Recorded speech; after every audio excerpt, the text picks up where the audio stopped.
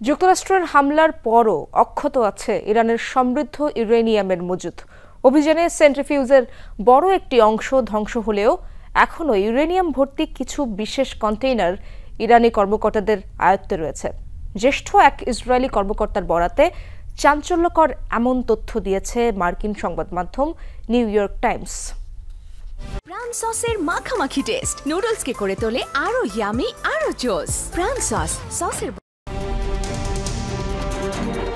দফায় দফায় ইসরায়েলি হামলার পরও গেল ২১ জুন ইরানের ৩ গুরুত্বপূর্ণ পারমাণবিক স্থাপনায় অভিযান চালায় যুক্তরাষ্ট্র। ফেলা হয় ৩০,০০০ পাউন্ডের ১৪টি বাংকার বিধ্বংসী বোমা।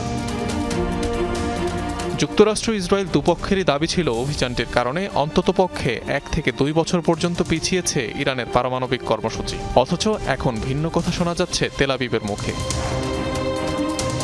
এই ইস্যুতে নেতানিয়াহু প্রশাসনের এক সিনিয়র কর্মকর্তার বরাত দিয়ে প্রতিবেদন প্রকাশ করল নিউ ইয়র্ক টাইমস, যাতে বলা হয় ইরানের কাছে সেন্ট্রিফিউজ রয়েছে ১৮,০০০-এর মতো। মার্কিন হামলায় এই সেন্ট্রিফিউজের বড় একটি অংশ ধ্বংস করা হয়েছে। তবে সেই কর্মকর্তা জানান ইরানের ৬০% সমৃদ্ধ ইউরেনিয়ামের সম্পূর্ণ মজুদের কোনো ক্ষয়ক্ষতি হয়নি।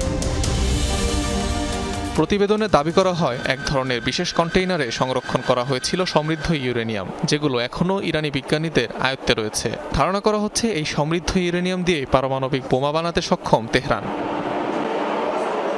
নাম প্রকাশে অনিচ্ছুক ওই কর্মকর্তার দাবি, ১০ মাস আগে ইসরায়েলি হামলায় হিজবুল্লাহ প্রধান হাসান নাসরাল্লাহর মৃত্যুর পরপরই পারমাণবিক বোমা বানাতে তোড়জোড় শুরু করে ইরান, যার যথেষ্ট প্রমাণ ছিল তেল আবিবের কাছে। পরবর্তীতে যা ওয়াশিংটনকেও জানানো হয়।